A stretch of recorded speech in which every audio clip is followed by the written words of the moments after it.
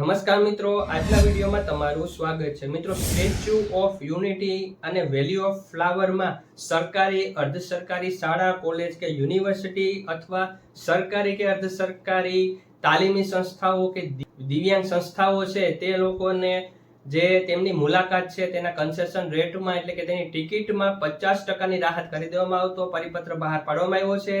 તો શું છે આ તમામ માહિતી, તેની પૂરી માહિતી આપણે આજના વિડીયોમાં જોશું. તો વિડીયો પૂરો જોજો જેથી કે તમને પૂરી માહિતી મળી જશે.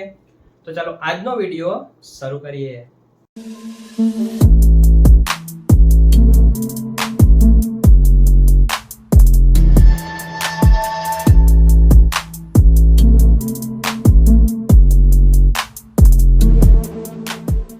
મિત્રો, હવે તમારી સામે સ્ટેચ્યુ ઓફ યુનિટી એટલે કે SOU ના મુખ્ય કારોબારી અધિકારી શ્રીનો જે પરિપત્ર છે તે સામે આવી રહ્યો છે કે જેમાં કહેવામાં આવ્યું છે કે વિષય સ્ટેચ્યુ ઓફ યુનિટી અને વેલી ઓફ ફ્લાવર સોસાયટી દ્વારા સંચાલિત આકર્ષણ અને ટિકિટના દરમાં સરકારી અને અર્ધ સરકારી શાળા, કોલેજ અને યુનિવર્સિટીઓ તથા સરકારી અને અર્ધ સરકારી તાલીમી સંસ્થાઓ, દિવ્યાંગ વ્યક્તિઓ અને દિવ્યાંગ કલ્યાણ સાથે સંકળાયેલી સંસ્થાઓને 50% રાહત આપવાની જોગવાઈ બાબત ઉપરોક્ત વિષય અન્વયે જય ભારત સાથ જણાવવાનું કે અખંડ ભારતના શિલ્પી, લોખંડી પુરુષ અને સ્વતંત્ર ભારતના પ્રથમ નાયબ વડાપ્રધાન માનનીય સરદાર વલ્લભભાઈ પટેલની વિશ્વની ઊંચી પ્રતિમા સ્ટેચ્યુ ઓફ યુનિટી એકતાનગર ખાતે નિર્માણ કરવામાં આવેલ છે.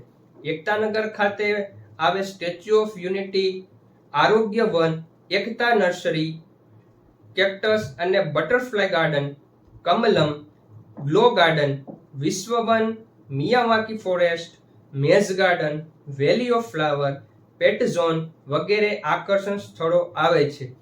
SOU ADTG ઓથોરિટીની તારીખ 19/2/2024 ના રોજ યોજાયેલ ગવર્નિંગ બોડીની 8મી મીટિંગમાં સ્ટેચ્યુ ઓફ યુનિટી એકતાનગરની મુલાકાતે આવનાર નિયત ગ્રુપો માટે ટિકિટ દરમાં 50% રાહત આપવાની દરખાસ્તને મંજૂરી આપવા માટે જોગવાઈ કરવામાં આવેલ છે, જેથી નીચે મુજબના ગ્રુપો કે સંસ્થાઓ તેમના સ્ટાફ સહિત માટે સ્ટેચ્યુ ઓફ યુનિટી અને વેલી ઓફ ફ્લાવર સોસાયટી દ્વારા સંચાલિત આકર્ષણો તથા સંમતિ અપાયેલ ખાનગી વેન્યુ પાર્ટનરના આકર્ષણો માટે ટિકિટના દરમાં 50% રાહત મળશે. 1. તમામ શાળાઓ અને કોલેજો, સરકારી અને ખાનગી બંને દ્વારા શૈક્ષણિક પ્રવાસમાં આવતા ગ્રુપના સભ્યો, તમામ દિવ્યાંગ વ્યક્તિઓ અને દિવ્યાંગ કલ્યાણ સાથે સંકળાયેલી સંસ્થાઓના પ્રવાસમાં આવતા ગ્રુપના સભ્યો. અને 3. તમામ સરકારી અને અર્ધ સરકારી તાલીમ સંસ્થાઓ, કેન્દ્રોના શૈક્ષણિક તાલીમ પ્રવાસમાં આવતા ગ્રુપના સભ્યો. હવે આ અંગેની શરતો નીચે મુજબ છે કે ઉક્ત મુજબના ગ્રુપોએ પોતાની શાળા અને સ્ટાફ કે સંસ્થાના ઓળખ કાર્ડ સાથે રાખવાના રહેશે. 2. તાલીમી સંસ્થાઓ હોય તેવા કિસ્સામાં ફેકલ્ટી મેમ્બર સાથે હોવા જોઈએ, તેઓને પણ રાહત મળશે. 3. ગ્રુપ 15 વ્યક્તિઓ કરતા વધારે સભ્યોનું હોવું જોઈએ. જો 15 કરતા ઓછી સભ્ય સંખ્યા હોય તો તેમને સ્ટેચ્યુ ઓફ યુનિટીની ટિકિટના દરમાં રાહત આપવા અંગેનો નિર્ણય લેવાની સત્તા મુખ્ય કારોબારી અધિકારી શ્રી SOU ADTG ઓથોરિટી એકતાનગરની રહેશે. ઉક્ત મુજબના ગ્રુપો માટે SOU ADTG ઓથોરિટી એકતાનગરના નીચે મુજબના પ્રોટોકોલ ઓફિસરનો અગાઉથી સંપર્ક કરી સંચાલન કરી લેવાનું રહેશે. તેમાં સંસ્થા છે કે સરકારી, અર્ધ સરકારી શાળા, કોલેજ કે યુનિવર્સિટી તથા સરકારી અને અર્ધ સરકારી તાલીમી સંસ્થાઓ જેના SOU ADTG ઓથોરિટીના પ્રોટોકોલ ઓફિસરનું નામ છે શ્રી જસપાલસિંહ રાણા અને તેના કોન્ટેક્ટ નંબર આપેલા છે. જ્યારે દિવ્યાંગ કલ્યાણ માટે સંકળાયેલી સંસ્થાઓ માટે શ્રી અદિતિ પંચોલી છે, તેમના મોબાઈલ નંબર આપવામાં આવેલા છે.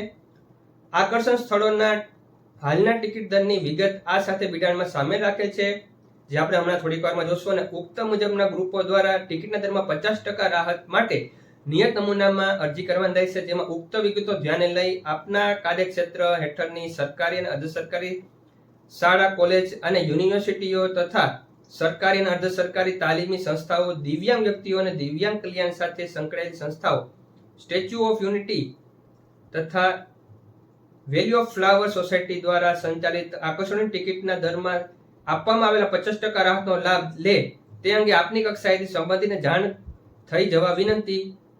તેઓ શ્રી ઉદિત અગ્રવાલ IAS મુખ્ય કારોબારી અધિકારી શ્રી SOU ADTGA એકતાનગરનો ઓફિશિયલ પરિપત્ર આપણે જોયું. હવે આપણે જે દર છે ટિકિટના તે જોઈ લઈએ. તો સ્ટેચ્યુ ઓફ યુનિટી અને વેલી ઓફ ફ્લાવર સોસાયટી દ્વારા સંચાલિત આકર્ષણોની ટિકિટના દરમાં શાળા કોલેજો, દિવ્યાંગ કલ્યાણ સાથે સંકળાયેલ સંસ્થાઓ અને તાલીમી સંસ્થાઓને 50% રાહત આપવા બાબતનો જે પત્ર છે તે અહીંયા તમે જોઈ શકો છો. તે તમારે ભરી લેવાનું છે, જે આ ફોર્મ છે તે. અને અહીંયા વિઝિટરનું ફોર્મ કેટલા છે, તમારા વિઝિટર કેટલા છે તે તમામ અહીંયા માહિતી આપવાની છે. ટિકિટના દર આપેલા છે, એટ્રેક્શનના નામ આપેલા છે, એડલ્ટ છે કે ચાઇલ્ડ છે તે તમે સામે જે વિઝિટર છે તેની સંખ્યા લખી શકશો. તેવા 12 ક્રમ આપેલા છે.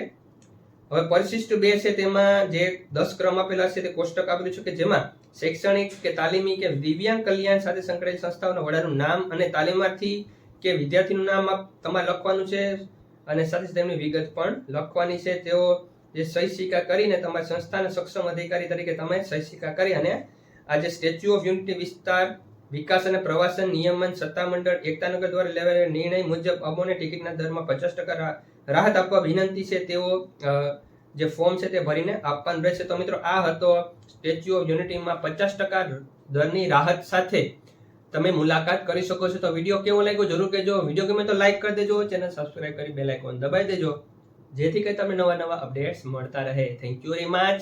જય શ્રી કૃષ્ણ.